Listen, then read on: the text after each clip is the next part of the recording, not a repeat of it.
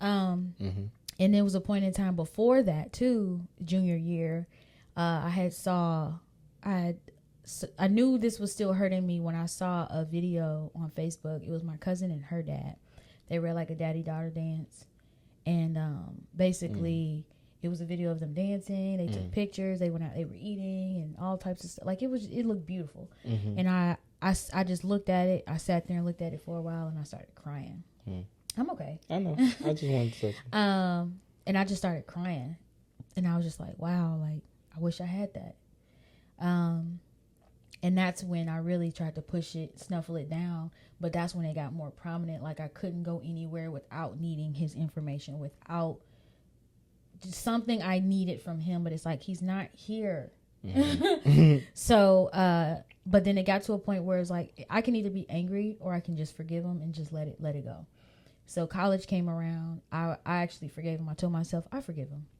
I started going to press, and it's a group on IUPUI and UND's campus that teaches about the Bible and fellowship and things like that. So that's really when I was like, okay, I forgive him. And I really did. I got in a car accident my junior year, and he ended up coming down here, and he apologized for all the missed time, all the things that have been said from both sides. And he just was like, I hope that you can forgive me. And I said, I already forgave you. I forgave you 4 years ago.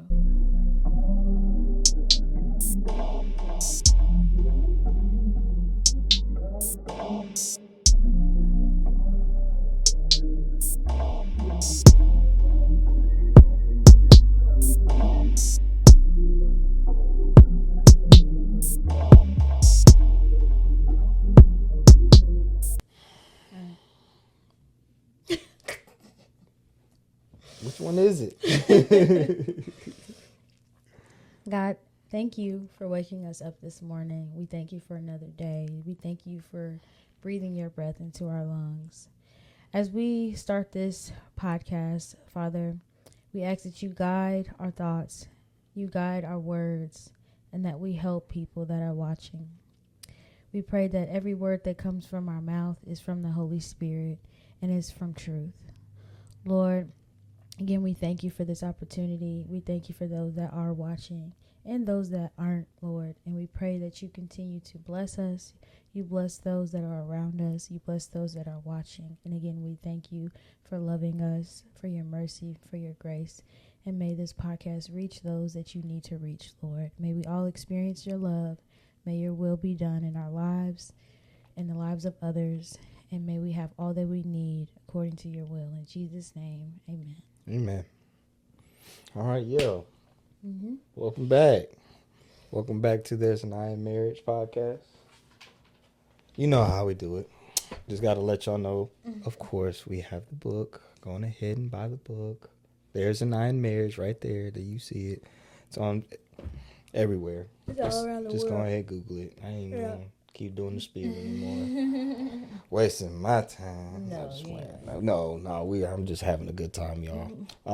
If you're not familiar, we post this every 2 weeks on Friday at 8 a.m., just to give y'all some words of encouragement, some good prayer, just like you just heard. So, of course, we got something to talk about today. We got anything I should say before we just jump right into it? Just a reminder, we offer free advertising. If you guys or anyone you know has a product or service or anything like that and you want it to be promoted, just email us, DM us via Instagram or TikTok, and just let us know, and we'll go from there.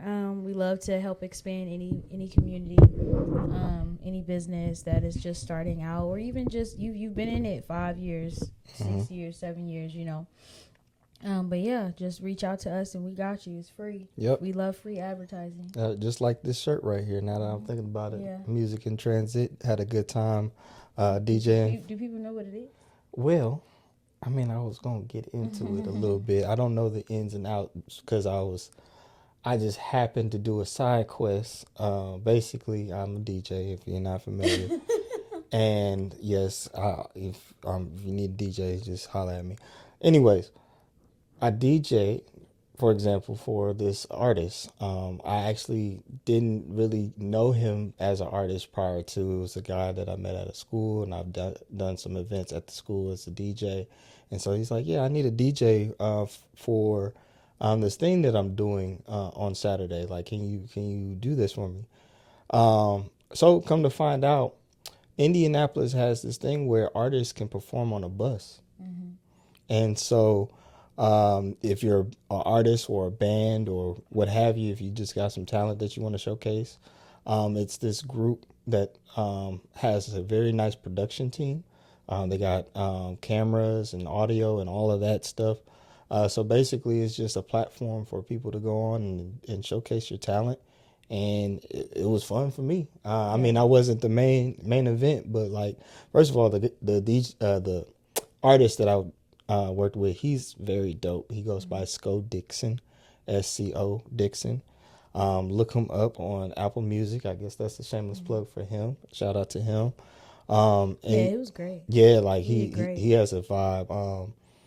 I don't know how to quite explain it. I mean, as far as like who he's comparable to, and I know some people don't necessarily like to hear that, but like if somebody's like, okay, who are you and what do you like? You kind of just got to go experience it for yourself. Yeah, you definitely got to experience it for yourself. But it's like some people like to know like where the vibe can go. Like, well, you won't know. You know what I mean? Yeah. You got to get there. Well, yeah. Shout out to the real music lovers who's like, absolutely, bet I'll just try it out. Just go look it up, yeah. Yep. Yeah. So yeah, go listen to him. Shout out to Music in Transit. It was a pretty dope experience. Oh yeah. Like when we got there, I guess I didn't know what to expect either. Mm-hmm. Like we got there and we just saw a bus and a bunch of people with drums and guitars. I was like, is this the location? Yeah, it's right outside of Hot Boys. And shout out to Hot Boys. Yeah. It's the one in Fountain Square. Yeah, we pulled up. They introduced us to the guy that was kind of running the show. I don't know if he runs the whole thing, but he runs the show. And he just instantly was like, yo, yeah, y'all go get y'all some food, go get some merch. I think you were like, how much is the merch? He was like, it's free. I was like, oh, okay. You know, that was dope. So hence the T-shirt. They got a whole bunch of sponsors on the back. Yeah. So shout out to Nap or Nothing. Nap or Nothing. Let me see. Yeah. Nap or Nothing, Hot Boys, EPS, Indigo, and Herrick Media. There you go. So that's pretty cool. Shout out all y'all. Like that was a dope experience. And if you ever get a chance to at least even watch it on Instagram, definitely watch it. I don't know if they post them on YouTube, but I hope that they do.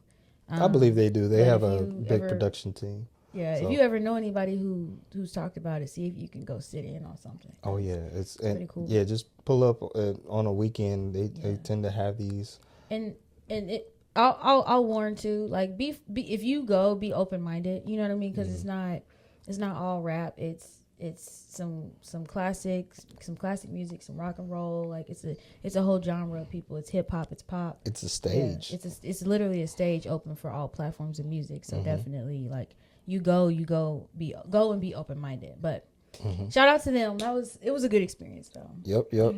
So back to what we was talking about. Make sure if you have a business, we'll help you out. We just like what we did here. So yeah, let's get into it. Yeah. Something we haven't really talked about in a while. One of the taglines on our book, the tagline on the book says, "Look beyond what you see." I don't know if you can see it, but look beyond what you see, which is basically a concept of like whatever you are seeing, what you're dealing with right now, whatever is happening in your life. If you feel like life has been a bummer, or when it comes to relationships specifically, like you feel like you're not getting what you're asking for, or asking God for, like I hope that your perspective is full of faith. What does that look like though? What does that look like? Yeah. I mean, it depends on where you are as a person, because everybody's story is different. We're going to get back into talking about our eyes, like not like eyes, but like our I as in yourself, ourselves, our journeys, our personal selves. Like what you bring into a situation, a relationship, a room, all of that. And some of the things, like it's not like we're going to bounce around, but we're going to throw quite a bit of like thoughts here at you, and please feel free to chime in the comments. But like, understanding what your I is, what you've been through, what do people go through in general, and how you can empathize with yourself, empathize with other people.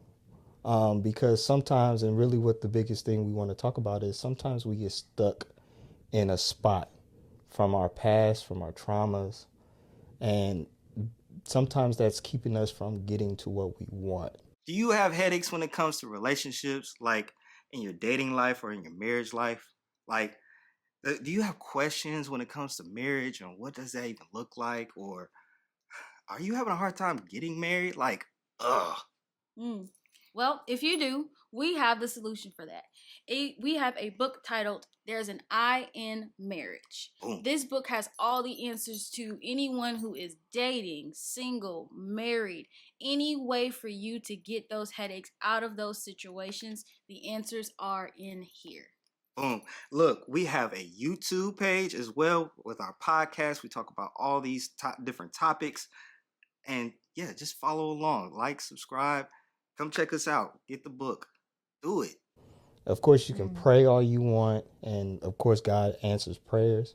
But if you're stuck in a spot and you don't see beyond what you currently see, then no matter what nice things people can say, no matter what encouragement we can throw at you, no matter what scriptures people can say, like what the list goes on what the outside work can do to try to encourage you. But if you don't believe it in yourself, then anything that you're trying to accomplish, whether it's relationship or career or whatever, is all for none. And we want to also talk about like being competent beyond your trauma. So that's what we're gonna title kind of like this whole message, like being competent beyond your trauma, because sometimes it's not just faith that you need. You need to believe in yourself. You need to believe in what you're experiencing is not going to last long. It's not the end. I know the Bible even says like sun go down at night, basically, like you should have joy in the morning, like all these different scriptures. I can't think of them like verbatim right now, but like you can go into the Bible and there's going to be plenty of encouragement to say that whatever you're going through, it's not the end. And so we don't want to leave you in the Bible, right, where it just feels like it's so far away and so hard to understand, like, yeah, but you don't know what I'm going through, you don't know what I've experienced and stuff like that. So not saying that we understand everything, but I hope that you understand that our hearts are reaching out to you and saying, hey, like, whatever you experience, I'm sorry that it happened to you. We love you. God loves you. And, if there's anything that we can say or do to brighten your spirit, to get the things that you want out of life, then, this is what this message is going to be about. And here's an air hug. Like virtual hug. Yeah, virtual hug. So I threw a lot out, right? Just now. Yeah, I do that sometimes. I'm sorry. Not sorry, actually. This is just me getting it out. But let's talk about, you want to break down traumas, or should we talk about being competent? Which way should we go? Maybe break down the traumas. Okay. Traumas. Okay. Traumas can be big, can be small, right? It'd be a moment in your life where let me say it this way. I think a trauma is something that you can visualize and remember in your past. And it basically says that whatever you felt in that moment cannot escape you. It's like, we talked about in like past episodes, like a while back, talking about what happened in your movie, your personal movie, that you can't erase or take back or stuff like that. You said that in the book too. Yep. So read the book. Yeah, you'll really understand like the premise of this conversation, where we just recently thought about it and we want to go deeper into this concept. So like traumas, yeah, what is that thing that you can't get out your mind? That moment that keeps replaying in your head, that moment that, makes you feel either anger, anxious, feel little, sad, frustration, or it just won't go away. Or just won't go away. You and you don't have to necessarily explain it, in the comments, but like what that is. And only because you saw it with your own eyes, you felt it with your own heartbeat. Like that moment when it struck you, it's like, oh, that just hurts. Not to get down on it, but like I hope you are acknowledging something. Like maybe there's something that God has been tugging on you, like, hey, we need to get past this.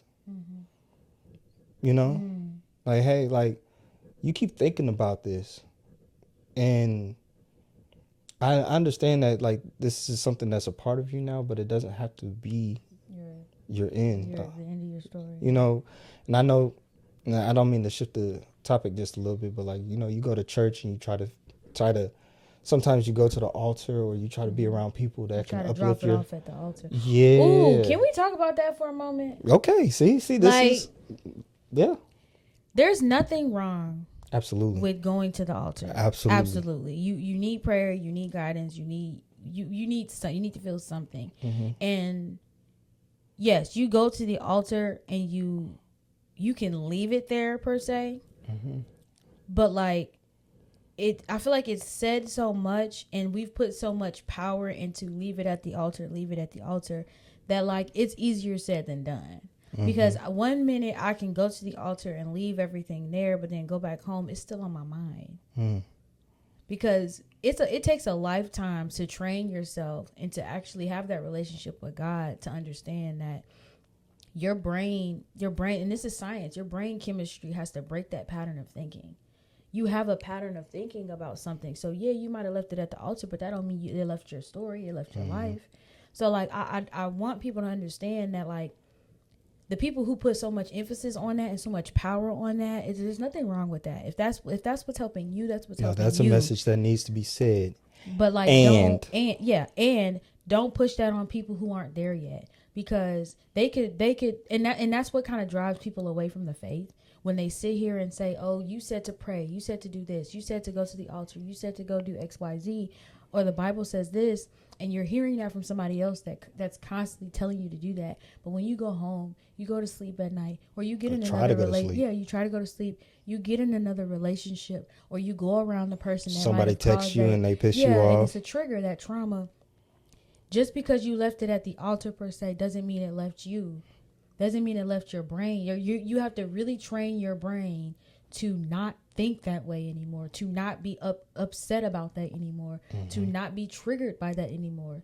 Like, yes, the blood works, the word works, but it also takes you reminding yourself, like, think on these things. That's what the Bible says. Think on these things. That's going to take time. It's not going to happen the moment you go to church on Sunday and you go to the altar and you drop it off. It's not like dropping off a kid. It's not like dropping off groceries at the door. It's not none of that. It's not like that at all.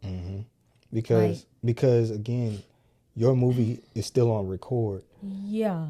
Once you leave the altar, once you leave the church, once you get in your car, once you get home, you're still on record. It is a constant walk. Run your race. Run your race.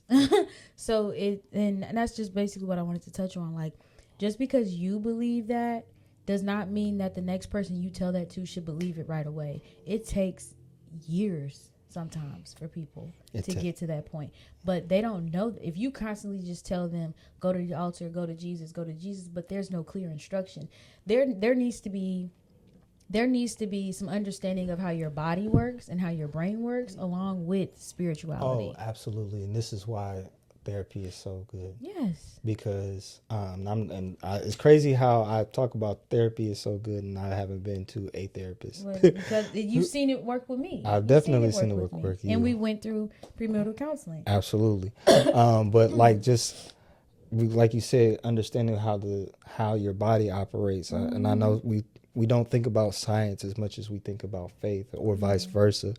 But like when they say it takes, basically a month to break a habit, like with 21 days to break a habit. Sometimes it takes longer. That's what I'm saying. Like, and also to tell yourself that you're not failing. Yeah. You have to remind, just because it didn't work the first time doesn't mean it's not going to work the second time when you pray or you take it to the altar. And I'm not saying that you need to go to the altar every single time. If you going to the altar every Sunday and it ain't working, something else needs to happen. Right. And what people do encourage after that is, having your time with God in the morning. Especially when you wake up in the morning, because you don't know like how you're going to be attacked throughout the day. And the best thing you can do is just say, thank you, God, for waking me up. Thank you for having me where I am right now, and not, putting expectations on my current life, but like just being humble and thankful and blessed. And like to even add on to doing those practices and going to therapy, you got to understand what grace is. Yeah. And I know it sounds simple, especially as a Christian, just to be able to say that to someone who may not believe is strong. But like when we say having grace, there's a level of weight that you need to let go on your own, understanding that God is the one. A level of forgiveness you have to give yourself. Yeah, absolutely. And it is a part of the process. If you can't forgive yourself, if you can't give yourself grace, because God gives us grace, that is freely, that is, 24/7, 365. That's just because the fact that he sent his son to die on the cross for us. But like, if you don't receive that, and I'm not telling you to say like receive it because you need to be a Christian. That's saying like telling them to go to the altar. Yeah. I'm not telling you to receive it so you can be a Christian. I'm telling you to receive it. I'm telling you to forgive yourself because you're human. So you can move forward. We watched not related to Christianity right now, but like we watched a movie last night. What was the name of the movie? Uptown Girls. See, we watch stuff, and I think we love just breaking it down. We love breaking it down. So that's what we should start doing. Start breaking movies down. Absolutely. So we've been on this binge with Marvel and stuff like that. Y'all know we like Marvel.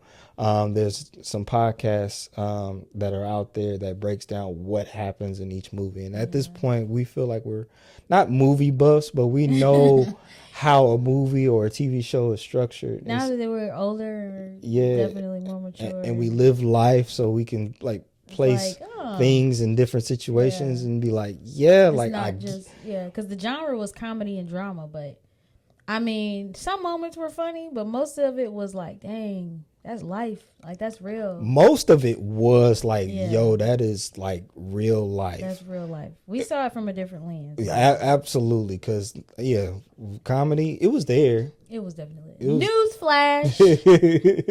You're not gonna. But, like, to see a woman who never had expectations for her own life. Yeah. To try to figure it out after like money disappeared from her, like family savings and stuff like that. Bob. Yeah. And to not have like parents in your life, like they passed away. Like she went through a traumatic experience at a young age, and they finally broke it down at the end of the movie. I'm not going to over explain. Yeah, go watch it. Go watch it. Or if you've seen it, you know what we're talking about. Exactly. But it's a great understanding of like where she got left at as a kid, like where her trauma had left her at as a kid. And she remained a kid up to 22. Yep. And so that happens in real life. Yeah. You got people who were traumatized in multiple different scenarios. We all are, actually.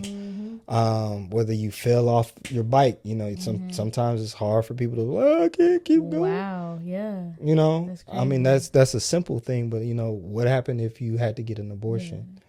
What happened if you were R word and not, what happened if, you saw somebody die in front of you, and that could have been, shot. It could have been, in the hospital. It could have been anything. Like just natural causes, like, just whatever it is that you see in your eyes and you can't let that visual go. That's a moment that's that's going to be carried with you. Yeah. So yeah, bringing it back to like real trauma, like, matter of fact, do you want to explain like moments or moments that you've had that? Now I'm thinking about it, I think I have two. Mm-hmm.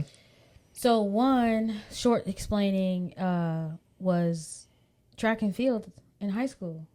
So like I started running in like 8th grade and was one of the top fastest girls with my friends. Like we were on the 4x1. Like we were whooping 8th graders around the city. Like we were cold. But what school like you went to? it was Block Middle School. So if you're watching, you know Block Middle School up north in East Chicago, Indiana. That was the first time they did the track team, and they were like, "Y'all are really good." Like we were good. I believe it. I believe it. So, I got interested in the hurdles, and the first time I ran a meet in the hurdles, smoked. Like I smoked a bunch of girls. I'm like, okay, I'm good at this. Like I'm really good at this, and I kept hearing that. Got to high school, ran indoor track, did really well then. Came in first and second every now and again, but then outdoor track happened. Oh, I was checked. I was checked. Oh. Yeah. Like, it was some girl. I kept coming in third, second and third. And I'm like, yo, I don't like this. One time I came in fifth. I was like, I don't like this. As I got older. And it started to become traumatic for me because the way I was running, I was stutter stepping. Now, if you run track and field and you run hurdles, for some reason, that nervousness caused me to start stutter stepping. I don't remember any time before that if I was running like you're supposed to run 3 steps in between. I don't remember if I was or wasn't, but all I remember is something switched when I started like having that. Because you're supposed to be mainly confident in every step that you take as a hurdler. Yeah, and you, like when you can't I'm, like miss. You can't miss because that's how you mess up. But then I ran track finally fell. a little bit too, but not hurdles. I finally fell one year. I think it was my first time I fell. It was freshman year. It was freshman year. I finally fell.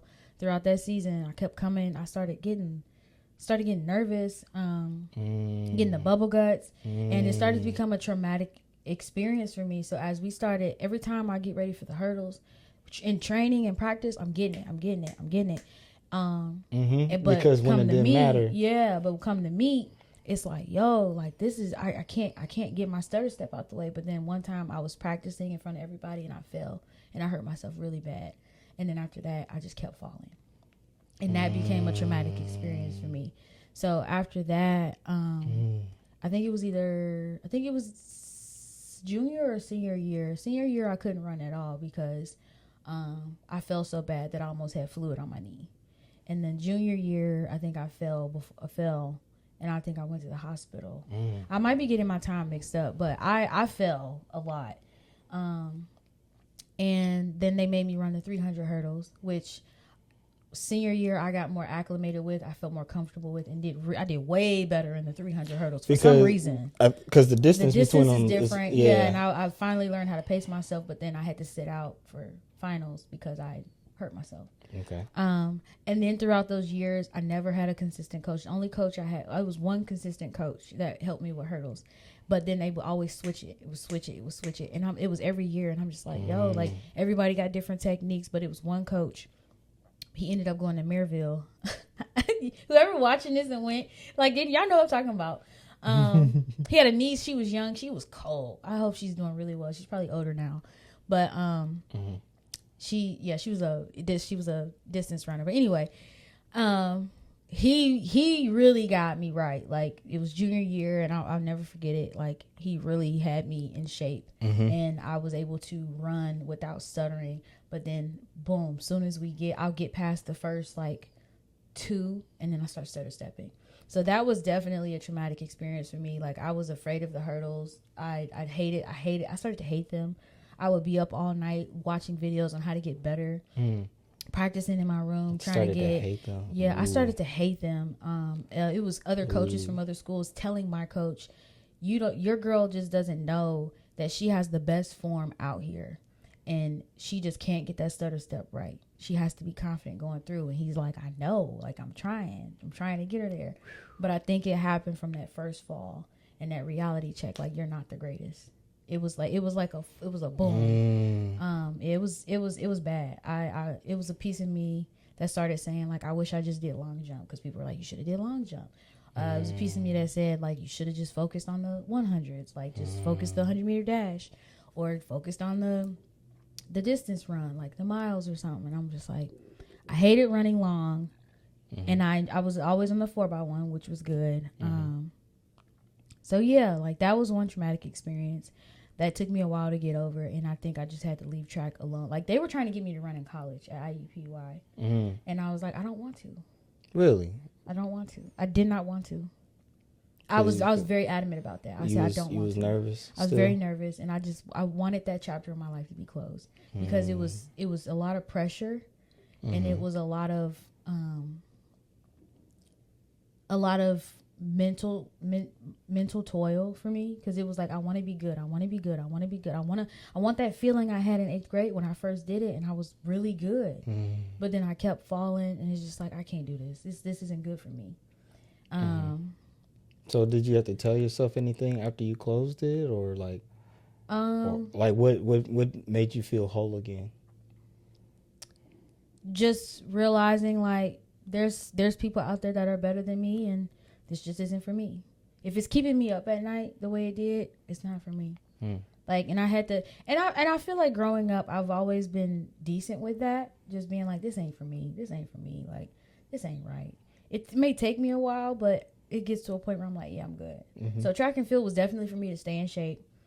I really enjoyed staying in shape, because even in the summer I was in the gym working out constantly. College, I was working out constantly. I was still running a mile on the track. Like, I was still doing track stuff. I just didn't enjoy the pressure that was there. And then they were like, you should go to college, and we can help you. I'm like, I don't want to. And they just looked at me. I think one coach shook his head and walked away, and I was like, I just don't want to.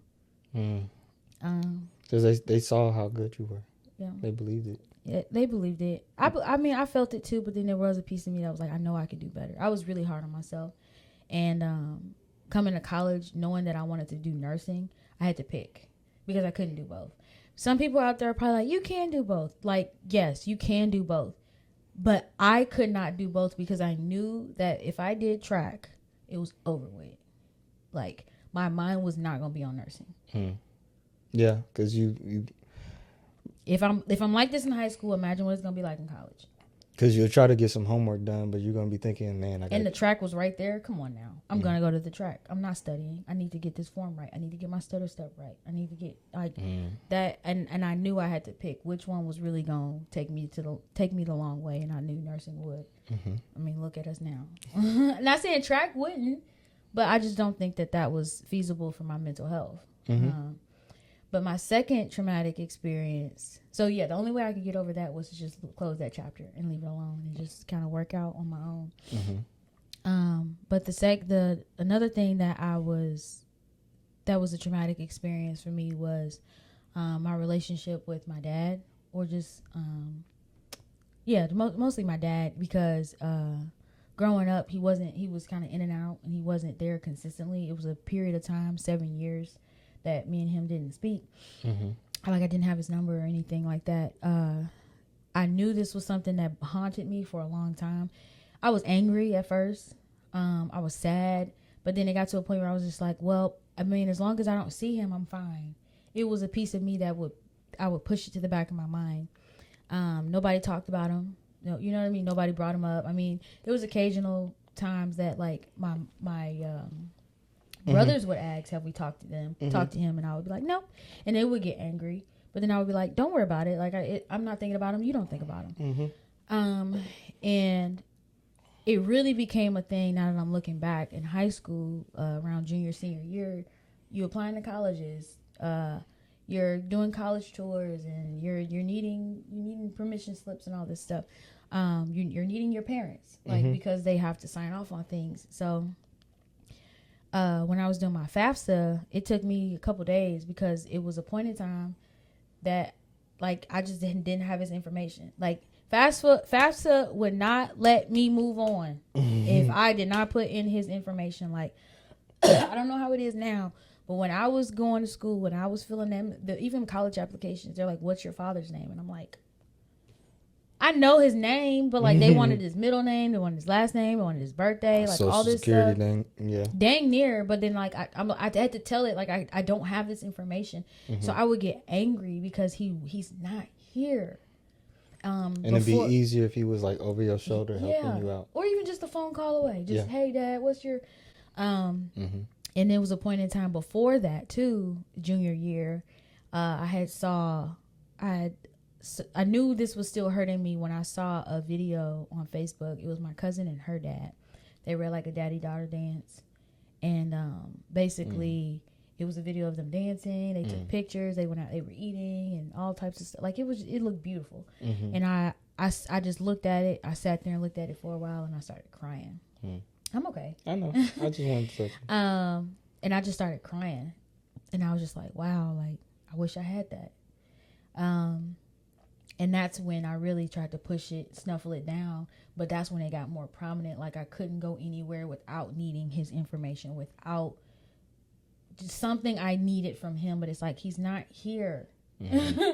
So, but then it got to a point where it's like, I can either be angry or I can just forgive him and just let it go. So college came around. I actually forgave him. I told myself, I forgive him. I started going to press, and it's a group on IUPUI and UND's campus that teaches about the Bible and fellowship and things like that. So that's really when I was like, okay, I forgive him. And I really did. I got in a car accident my junior year, and he ended up coming down here, and he apologized for all the missed time, all the things that have been said from both sides. And he just was like, I hope that you can forgive me. And I said, I already forgave you. I forgave you 4 years ago. And mind you, it was 7 years. I said, I forgave you 4 years ago. And it was the senior year where I was really like, okay, I really have to let this go. But then college was really when I was like, I forgive him. And I wanted the people around me to forgive him too. So, but then I told, when my mom heard me say that too, his wife heard me say that, and he just put his head down and was like, it was almost like a weight lifted off of him. But that was something, even when we got married, it's in the book. So if you haven't read the book, read the book. Sorry. I basically was like still upset about a relationship that I still didn't have. But like, I'm married. 24. I'm like, why am I still trying to act like a little girl? Or why am I expecting him to call me every day? Why am I expecting him to do these things as if I'm like 7? And that's not fair to him, and it's not fair to me, because for one, I never voiced that. So why am I upset? And for two, I'm a grown woman. I'm not a child. And again, for 3, I'm married. But also that being married, I had to check myself in another area where I was putting that responsibility onto you. And it's like, that's a trauma that you have to deal with. And you're putting godly expectations on an earthly man. And I wrote that in the book. Excuse me. So with that being said, I sat in our room. This is before we bought the house. I sat in our room, and I was folding laundry. I sat down and I just bawled. I just started crying. Because it was like, Kayla, you really got to heal from this. Like, although we made up, I still had some anger deep down, because it was like, I mourned that I never got that relationship.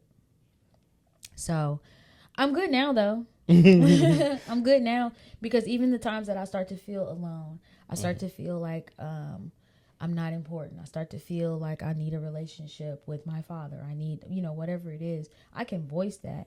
But then I also have to be like, no, this is coming from something deeper. This is something you're missing. Where's your focus, Kayla? And then I have to be like, okay, God, I'm seeking validation, or I'm seeking approval. I'm seeking something from earth, from humans rather than you. So when I go to him, I feel that void being filled, and then I go back into life, or to you, or to that person that I'm feeling that from. And I'm like, it's not you. It's something that I've been putting my energy into, and it's not giving back what I expected. Therefore, I'm putting it I don't want to say it's the wrong place, but I'm putting that energy into something that cannot put out for me, that I need. And that only can come from him. Mm-hmm. And that once I realized that, I've learned to not be angry at people. Or at myself. Or at God. Because I have to check myself. I have to sit back and be like, this may be a trigger right now, Kayla, but where's it stemming from? Right? So those are my two. No, I love the fact that you said that you learn to not be mad at people. Yeah. I think that's one thing that we project in the midst of our trauma that we are experiencing. Not saying that you can't feel it, not saying that you can't be mad or angry or whatever. You know what I'm saying? Like those feelings as a human being, because you experienced it, You're they're human. very real. But to get past the point where you're able to say, you know what, because other people are human too, I cannot be as mad. Yep. You know, there's plenty of places in the Bible where we talk about, judge others as you would like to be judged. Well, he said, don't judge and you won't be judged. Give and it will be given back to you. Not just, this isn't in the context of just money, which we learn, like, right. It's in the context of anything. Absolutely. Yeah. You know, talk about, I'm just kind of bouncing around the Bible here, but, you know, love thy neighbor as you love yourself. Yeah. But if you're giving judgment, just going back to that scripture, if you're giving judgment, judgment will come back to you. Yeah. If you that's because of the law of loving thy neighbor. That means, like, if you don't love them, they won't love you. Right. If you don't give grace, you won't get grace given back to you. So this is in the part of, like, growing from your trauma. These are some tools that you can utilize so that you can start building what we call this, like, competence after trauma. I like that, competence after trauma. Yes. And we're going to dive a little bit deeper on that. I just want to ask one thing before I go into my stories. What would you say to a young woman who didn't have their father in their life? They could be single, they could be, in a relationship, they could be married, but, like, what would you say to them so that, they can get past this trauma? I know that's kind of heavy, but, like, it's not heavy. What would I say to a woman who's trying to get past the trauma of not having her father in her life?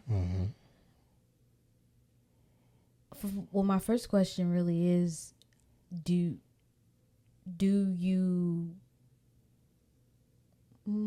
I guess that question doesn't matter, because I mean, if you didn't have your father in your life, you didn't have your father in your life. So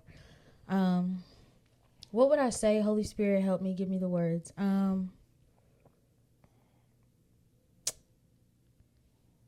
If you didn't have your father in your life as a young woman,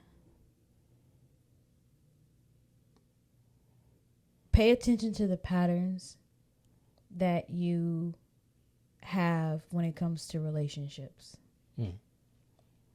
Be aware of that.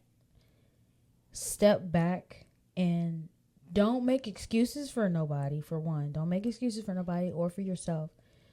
But actually step back and pay attention to the patterns in your life. And if you notice that those patterns are pointing back to something that was missing as far as your father not being in your life,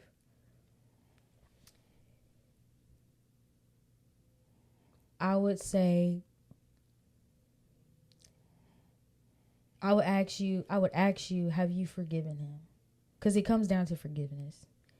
And if your patterns are being destructive, or you're using your body in a certain way, you're using your tongue a certain way, you're using your mind a certain way, and it's not giving you the results that you want in your life, or even if you've gotten everything, but for some reason this still pisses you off, like your father not being in your life still pisses you off, it comes down to forgiveness. Have you forgiven him?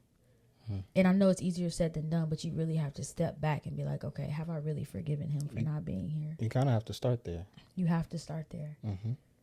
You have to start there. Like, but to be able to forgive, you also have to acknowledge the fact that he wasn't there, and my patterns are being destructive. What I'm doing, if you have a house, you have the big house, you have the nice cars, you have the good job, you have your husband, but you're treating him a certain way. If there's something in the marriage that like it's causing strife every time you talk about it, or every time he does something or you do something, that could be stemming from a trauma, and it could be the relationship with your father. And if it is, it goes back to, have you forgiven him? And for me, it started with forgiveness, for me to actually be like, okay, it forgiving him opened the door for me to see, okay, Kayla, you're being rude, you're being controlling, or you're putting this expectation on Nick. You know what I mean? Like, just things that I'm just like, yeah, that's not cool. That's not cool. That's not cool. That's not cool. I'm seeing them now, but forgiving him opened that door, opened my eyes to see, like, oh, okay, I gotta heal. I gotta grow up from this. In that moment that I was in our room by myself watching Transformation Church, and they talked about like your relationship with your father and things like that. It's like, wow, like I really gotta grow up. Yeah, like I sat down. So that's what I would say. What are your patterns? And if they're destructive to your life or to your relationships, have you actually forgiven him? And that's where you should start, forgiving him. And you don't have to do it for him. Like, you're doing it for you, so you can heal. Let me say this, and I'm not taking away any bit of your journey, because it's all on you. And that's a beautiful thing. But I'm thankful that you have gone through the journey. I say this as encouragement for people who are probably still listening, and it's like, I've been through some trauma. What's the point of going through this fixing of myself, right? And first of all, let me say that if you call it fixing, you don't think it's a deletion of your past. Right, no, it's not. Right. Just appreciate the vessel that you still are. But I'm thankful because I don't feel that pressure from you to be like a father. First of all, I've grown into understanding what a man should be on my own. And so I don't feel any fake pressure, or like when I say fake pressure, like things that just because culture says I should do this. Right. No, I walk and operate as God has informed me as I should be as a man. So I'm confident in myself, but still, being a woman that's not throwing something false at me, being a woman that can love me for who I am, and even when I make mistakes, you're able to do that. And this is the reason why we are still married. Like, I want people to understand, like, this is the reason why we're still married. Getting married is not a problem. No, it's not the problem. But staying married is a valuable thing. And when you have these tools in your bag, when you can say, you know what, that wasn't Nick, that's me. That wasn't Nick, that was my dad. And I let that go. And I said I was going to let that go. And I'm reminded of something right now, but yeah, I said I was going to let it go, so I'm letting it go. You got to let it go. And it's training your brain. It's still like, do I remember those times when he didn't show up? Do I remember those times he was late? Yeah, absolutely. But like, I'm not holding it against him. I'm not holding it against myself. And what's the point of being angry? You missed out on so much in life when you're angry. Like, imagine the relationship we have now is pretty good. Like, we call each other, we laugh, we joke. Like, I don't have a problem with that. But the old me, before I forgave him, was like, no, I want this relationship my way, and I want it to be like this. And I want you here now. Kind of going back to that movie we watched last night, like you could see it in Dakota Fanning's character. She's like, I want my parents here, but I don't know how to voice that and say that, and I got so much built up anger. And it's like, I don't care if they show up, but I do care if they show up, because I want them to show up, but I don't care because I'm not going to let y'all stress me out. Right. Even though you stress me out. So she got stressed out easily. So it's a relatable character in the sense of what you experienced and stuff. And honestly, relating to her, like, I enjoyed that structure. Like, that structure really helped me. Having a schedule, doing sports, having a class schedule, like being in college, like I was anal. Like, I had a giant, babe, I had like 2 planners. I had a calendar on my desk, like a giant calendar. My mom got me. I had a planner, and then I had my computer calendar. So I had 3 technically, and I would put stuff in the calendar. Can we pause real quick and let me ask you this question? Having all that control and planning in your life, did that make you competent? Or made me feel like it. It made me feel like I was succeeding. I had straight A's. I had straight A's. Is that what we want to call being competent after trauma, or is that something? That's why I said it made me feel competent. It made me feel like I was doing something right. It made me feel. I felt it. But then when I graduated, you know what I mean? Like when school was over, when this where's my schedule? The structure. I got locked because my hair fell out. I didn't have a schedule. I didn't have structure. It was all over the place. Every day I showed up. What are we doing today? I didn't know. So this nursing, is like you walk into nursing, you don't know what patients you got. My hair was falling out. Like literally, I was stressed. I was breaking out. My face. This is the clearest my face has ever been, ever. I guess I wanted to say that because like this the opposite side of like, you know what? I'm fine. Well, you just are very busy. I was very busy. And you want to ignore this feeling that you had when you had all the time in the world to think about what was hurting you. Yep. So like you can still, no matter how successful you are, you can still take a moment to recognize that this, just because I feel competent, I'm not competent. Doesn't mean you are.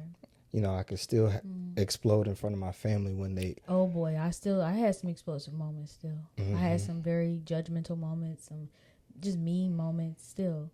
That doesn't make me competent. That doesn't make me a good person just because I have a schedule. Or just because I look busy. Or you have a better bank account. It doesn't mean none of that. So like when it got, now I believe that I am competent because I can step back and look at myself and not blame people for my actions, not blame the past, or not even, I won't even blame the trigger. I will not even be like, it's because of this. And I'm like, yeah, that may be happening, but it's not the trick. It's not that situation's fault that I just blew up like this. It's because something built up a long time ago. Exactly. It's because I need to regulate. It's because I need to process. Like, babe, when I get quiet, I've told you this, like, you're like, oh, is something wrong? I'm like, no, I'm just trying to gather my thoughts. And that's honestly it. And it's not, I'm not being condescending. I'm not being angry. I'm not being mean. I'm just like genuinely trying to state the facts in my mind. Because if I say it out loud, people gonna think I'm crazy. For one. But I'm trying to state that I always state the facts. I state how I feel. And once I state how I feel, I say, okay, where is that coming from? Where is that coming from? Because remember the facts. Remember to leave the words always out of it, because it's not always. You know what I mean? So where's it coming from? And once I realize that it's coming from an unmet expectation, or it's coming from an emotion or something that I never expressed. Because when something's bothering you, if something is ever bothering you and you don't address it in a loving way, you allow it to fester and linger and dwell, that's when it blows up. And that's when we get into these situations that we don't need to be in. Because you can tell the truth and love to somebody. Like, you can say, hey, I feel like this, and this. Don't let that linger. Don't let that sit, because then there's a multitude of things that can happen. Shame can come into play. Guilt can come into play. You can start feeling like you can't be yourself. And anger can come, like all types of things can come into play. Resentment, like had I not expressed any moment in time that I was upset with the situation, not with you per se, I would be resenting you right now. I really would. After everything we've been through, like 5 years is a long time, and we've had our ups, we've had our downs, but like, had I not forgiven you, had I not forgiven myself, had I not realized in the moment the truth, what I feel, and where's it coming from, and also my perspective, and understanding your perspective, and then being able, and then also another thing I pray about, like when I'm gathering my thoughts, I say, Lord, help me express this, whether he asks me again what's wrong, or there's a good time. Is there a good time? Can I bring this up? Do we have time to bring this up? So like if that, like you had an event one day, I mean, I can just tell the story. You had an event one day. You asked me if anything was wrong. I lied. I said nothing was wrong, but something was wrong. And but I knew it. I told myself this is his night, and it would be selfish of me to bring up anything that's bothering me right now. I can wait. And I wasn't angry at you. I was just angry at what was going on in life at the moment. And almost took it out on you. So I had to be like, okay, God, help me gather my thoughts. So then I went for a walk in the, like, I didn't go to bed angry at you. I really tried not to, really. I'll just say that. I really tried not to. But getting up in that morning at like 6 a.m. to go on, I went on a 2-mile walk to really gather my thoughts, because it's like, Kayla, what is going on? And once I got them gathered, finally we had the time to talk. So that's what I mean. Now I feel competent. I mean, I know I'm competent. Because in the past I felt competent because I had a busy schedule. But now I know I'm competent because I don't blow up. If I do blow up, it's in the privacy of me and God. Or like if it's about somebody else outside of here, I'm with you. And I'm like, I'm explaining myself. You helped me with that. Thank you. Yeah. And I know for a fact that I'm like, okay, I can woosah and really state, because that's really what it is. You have to be able to state the facts. If you can't state the facts, your emotions are going to take control. Oh, absolutely. And I mean, it's going to be like a tornado.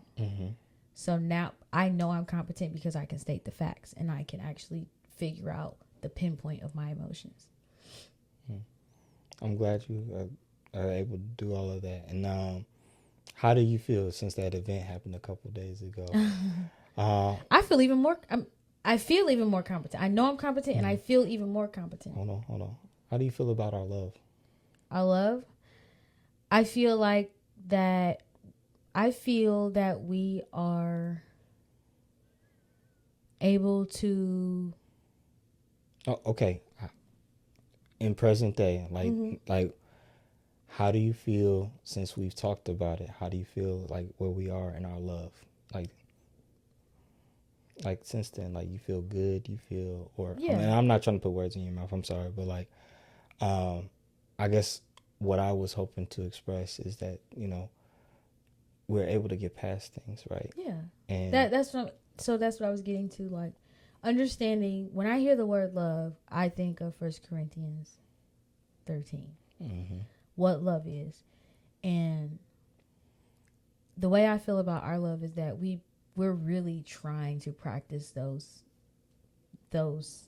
meaning of that definition, like what the word says that is. It's patient, it's kind, it doesn't force its own way. And I feel like we're getting really good at some of them. And some days we're better at this one, and some days we're better at this one. Some days we ain't so good with this one. Some days we ain't so good with that one. But it's like, but the fact that we're able to practice it, I can see that in our marriage, and I feel really good. I do feel good about that. I'm confident in that. Like when we have a disagreement, we can actually sit down and understand each other. Am I going to sit here and say that it's perfect? No. Is it going to get harder as we get older? Maybe. I don't know. When kids come into the mix, like what's that going to be like? I don't know. You know, I do want to get to my story. Yeah, but, you have a lot of questions. I do, because I want to break things down for people. I guess I'm the type of person that's like, what does it look like when it's operating at efficiency? Not just get me started. You're talking about Jesus then. I know, absolutely.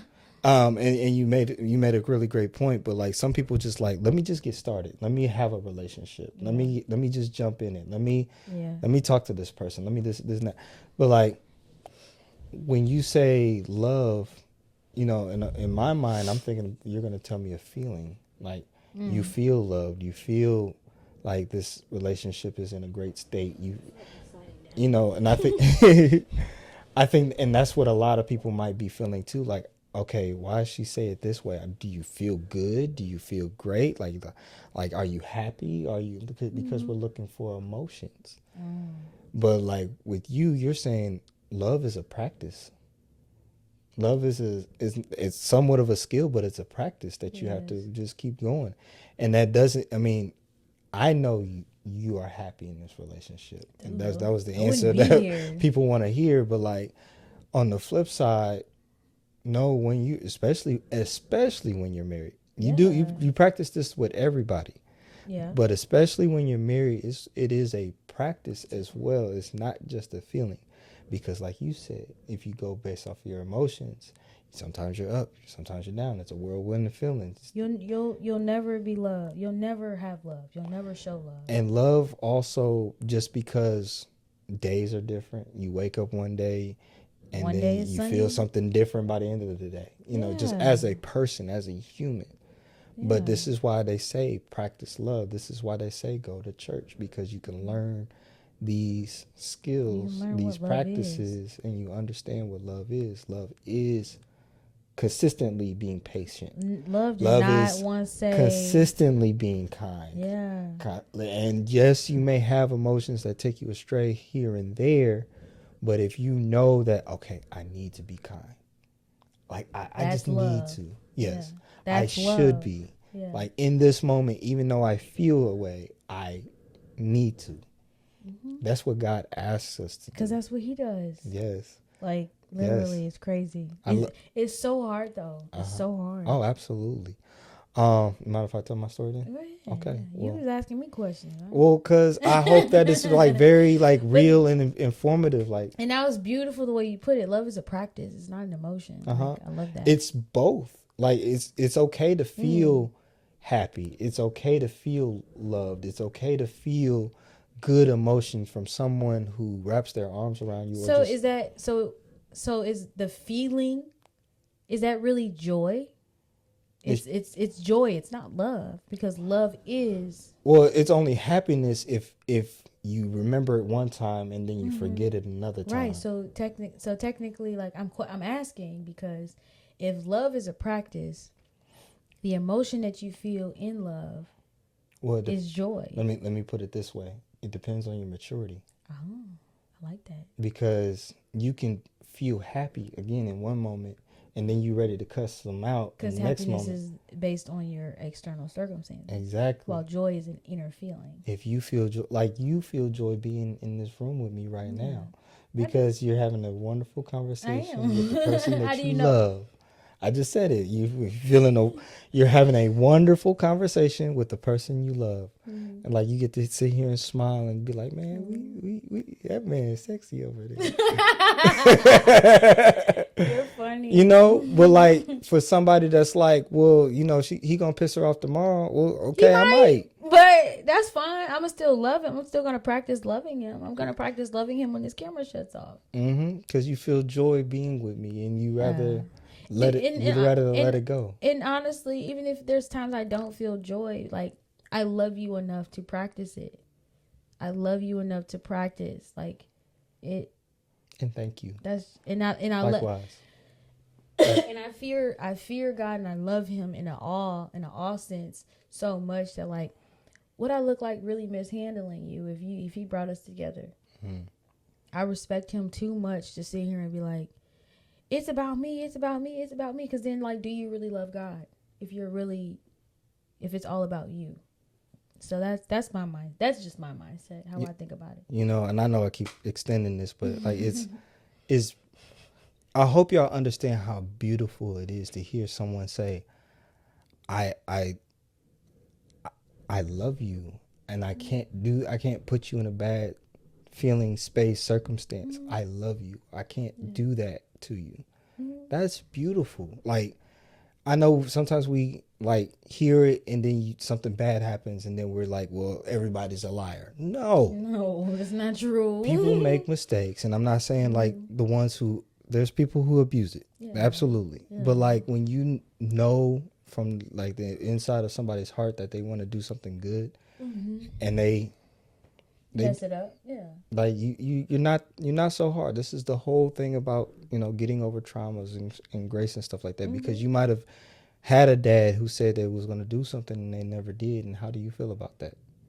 Yep. You know? Okay, let me actually get into my story now. Like when I was probably I had to be younger than 5. I don't know how old I was. There was a day where my mom had to go do something. She said she was going to leave the house. I thought I felt comfortable enough, competent enough, that I can be at home for a few hours without my mom being there. How old were you? Huh? How old were you? I had to be younger than 5. I don't really remember. I remember, but I don't. It was scary.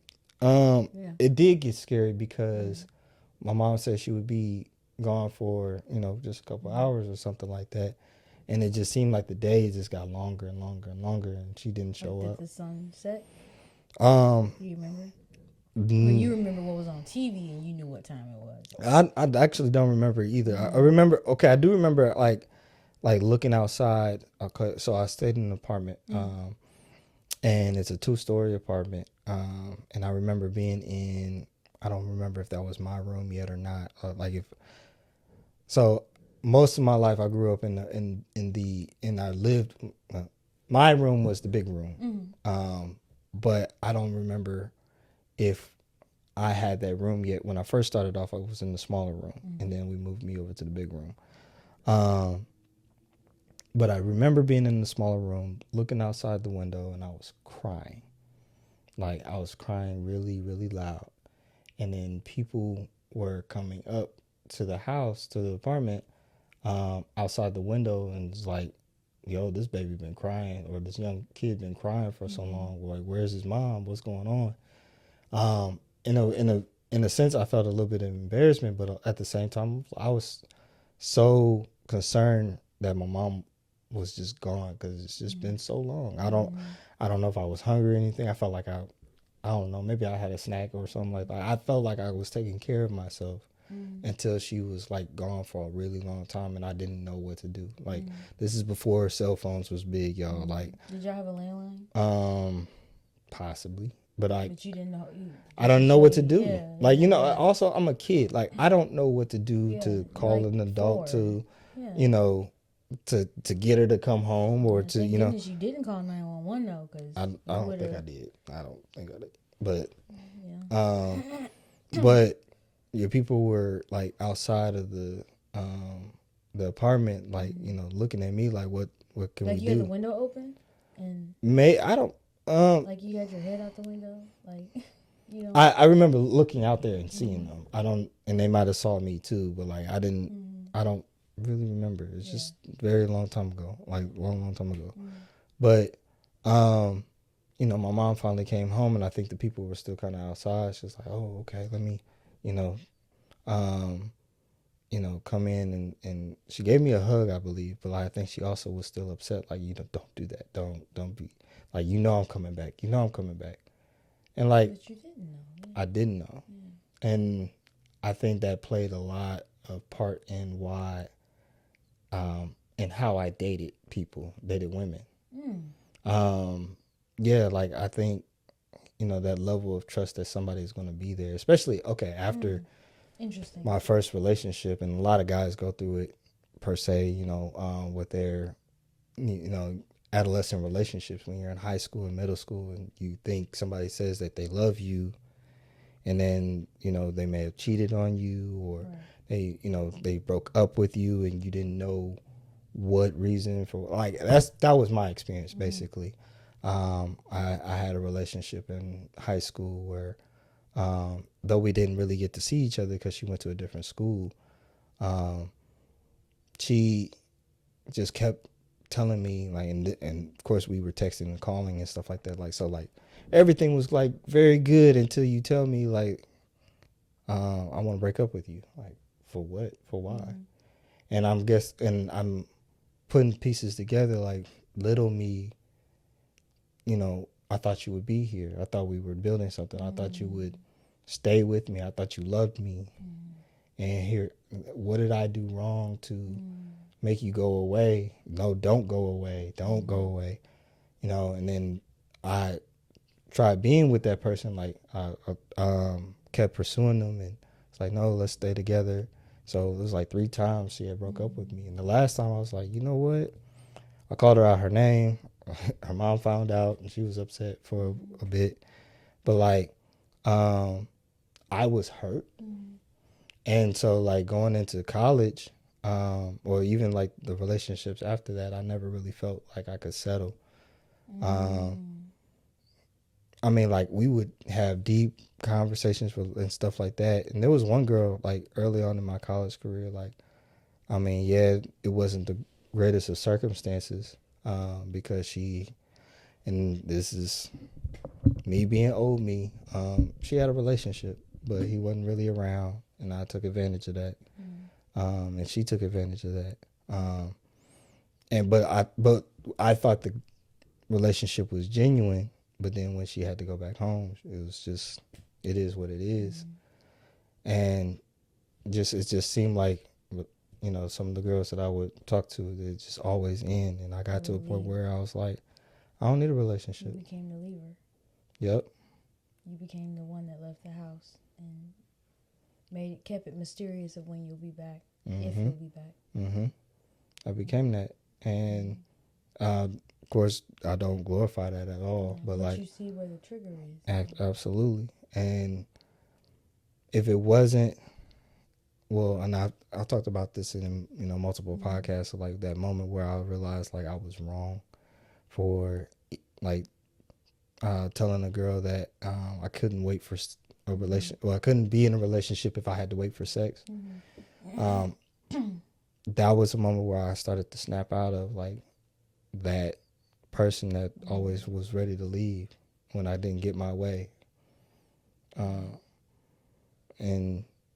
watching Transformation Church and just building this whole thing that broke that trauma. It's good that you were able to talk through that. Yeah. It took some time. It's really good though. Yeah. The fact that you're you know what? That's a trigger. The fact that you remember that is crazy. I mean, I remember being left in the house before. Let's keep sliding down. I remember being left in the house. I'm sorry. I remember being left in the house at one point, but it wasn't my mom.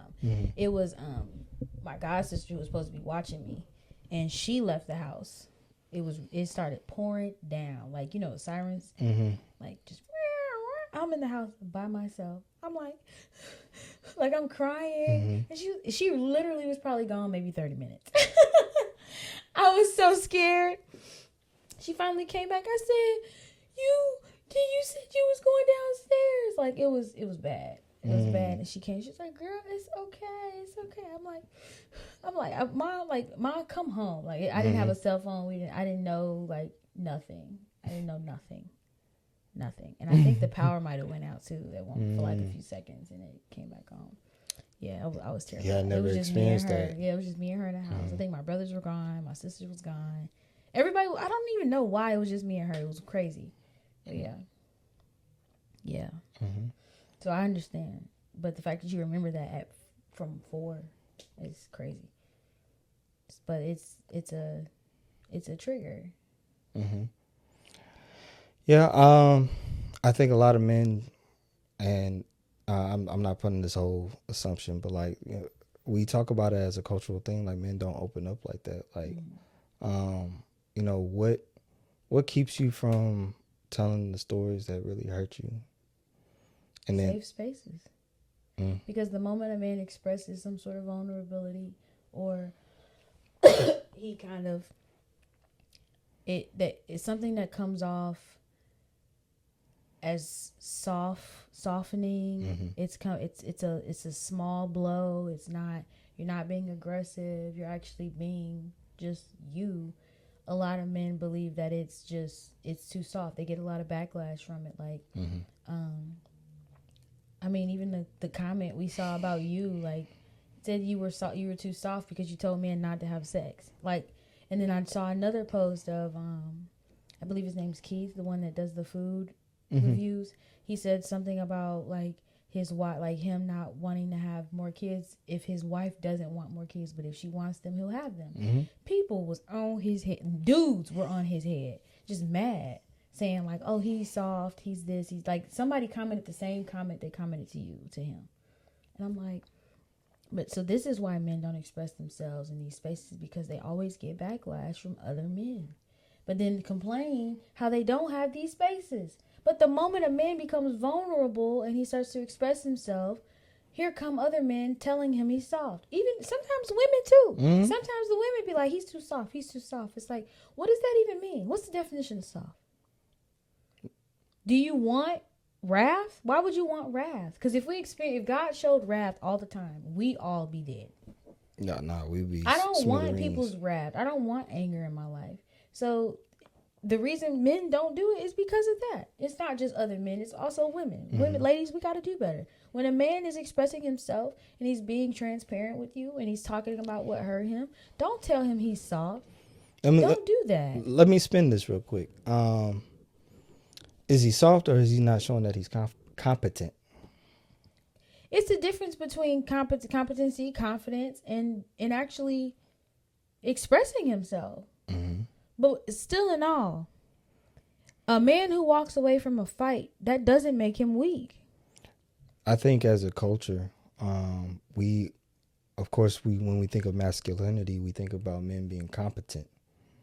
Not just confident, but like being competent. Like if a man walks into an interview, he better tell me that he know how to do the job, and I better not be able to doubt him. And I think that's fair. I think that's a fair expectation. Mm-hmm. But like whole time, this is a man who's human, who may not know what he's doing at times and stuff like that. But you as a interviewer, and this is also why, let's think about your dating practices, right? Okay, women, if you're looking at a man and he doesn't sound competent, you're going to feel some type of way. Like he should be able to tell you exactly how he's going to lead the relationship. And we again agree it's fair. It doesn't have to be perfect, but he has a plan. He's telling you, I want marriage. I want this. I want that. And you guys are walking it out. Mm-hmm. But please understand that it's okay for people to walk around this earth and may not have it all together yet. Yeah, that doesn't make them soft. That does not make somebody soft. Mm-hmm. What? I my brain just cannot wrap around the idea of a man expressing himself and being called soft. I don't understand that. Because then again, a lot of people turn around and say, oh, we don't have spaces to feel safe in. But the moment somebody feels safe, you bash them. That's not cool. It's not cool. My brain just can't wrap around that idea. I think, again, I think we have this society that when we see a man, we always expect him to be competent. Like, okay, we're talking about, let me switch to some ball. Okay, mm-hmm. Talking about LeBron James. Mm-hmm. Okay, he's supposed to be he just got knocked out of the finals, right? Mm-hmm. And every time we talk about who's the GOAT, well, MJ, he won 6 straight basically. Mm-hmm. He did not lose in the finals. Okay, well, gotcha, fine, whatever you want to call it. Mm-hmm. But okay, Michael Jordan has some losing days. Yeah, but that he was confident on the court and he felt competent. Mm-hmm. LeBron James as well is a very dominant player. He is very confident and competent. Mm-hmm. It just looks different. Yeah. And why do we expect all of us to be the same? Just because one person did it and it looked a certain way doesn't mean that when I do it, it's going to look the same. I wonder if that's a property of God too. But God has the heart posture to say that he knows that we're not perfect. But he made us all different on purpose. But also God is perfection himself. So is there a part of us that wants to feel what he feels? Potentially. But also there's verses in the Bible that's again, run your race. Mm-hmm. Why would I sit here trying to be like someone else and it's not working? You're right. You're definitely right. I would say if you're in any of these spaces, find a new space. And be active on finding a new space. As of recently, if I'm being honest, I'm quite the introvert. I'm also always busy. And so when it comes to expressing myself with other men, I don't give myself time to do so. And then it's not because I don't like being around other guys or anything like that. I just know that when I get focused on stuff, it's really hard for me to sit back and check my even my own emotions about how I feel about whatever I'm going through. And so when other men are like, "Hey, I want to hang out with you," I'm like, "Yo, I wasn't expecting to be in my feelings." Not saying like we have to be in our feelings. Us to have a conversation. I didn't expect each other. Yeah. And it's not that I don't want to. It's just like sometimes you get in your own space where you're like, I'm in a groove and I don't feel like feeling. Yeah. But it's good that people have been pursuing this, and I do want to honor that, and I do want to love on people as well. Absolutely. But it's people that are actively saying like, hey, like, you seem like a safe space. Like, as a male, like, men talking to me like that, like, oh, you're a safe space. I want to. You are. I appreciate. Yeah. I'm thankful for these moments. But it's like sometimes it shocks me sometimes because like I'm not always actively thinking that way. But we need to. Real quick, and I know we've had a very long conversation. It's been good.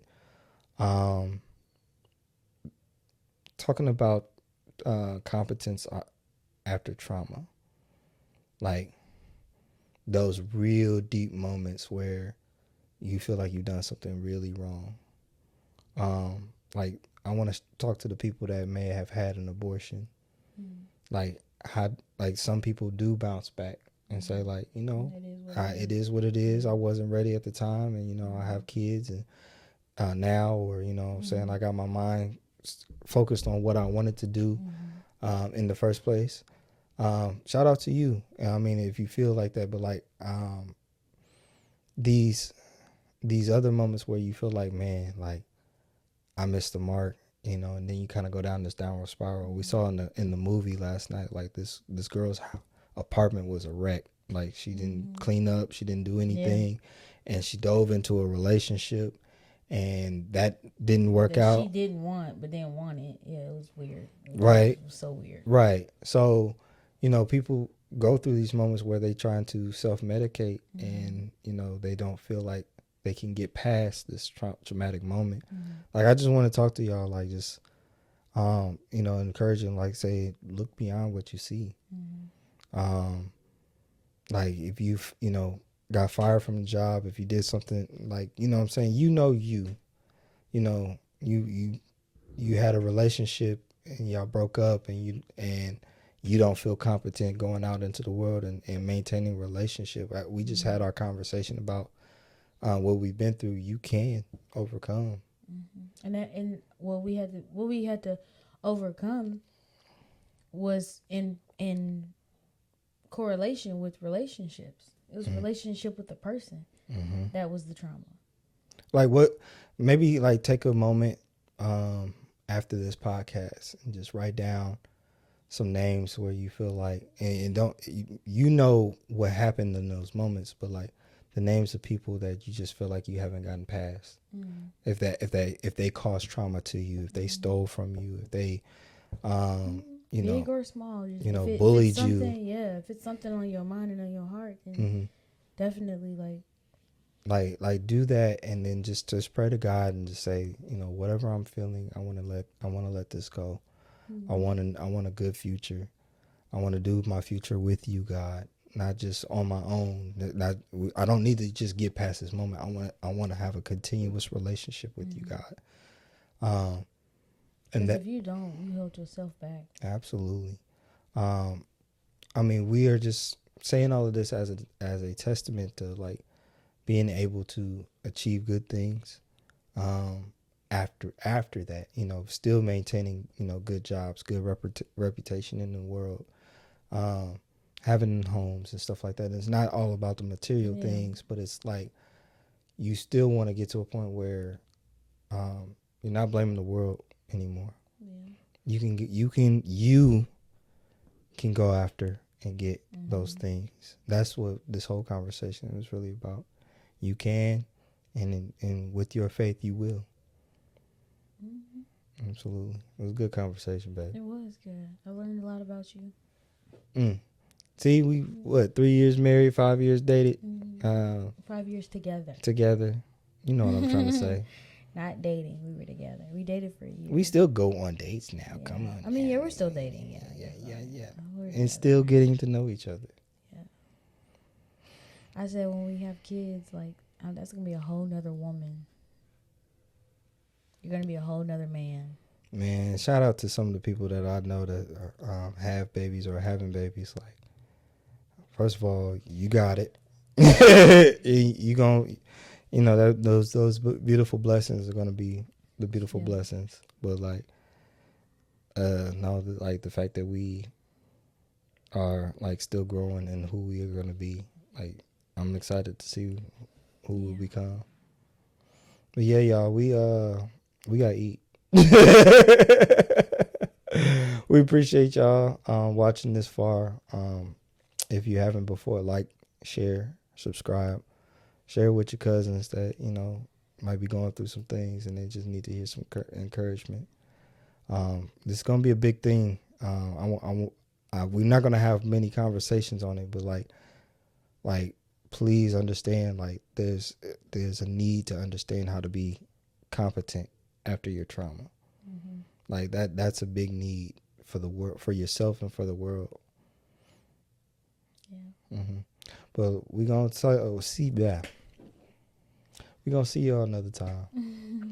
Y'all have a great night, great evening, great week. God bless you.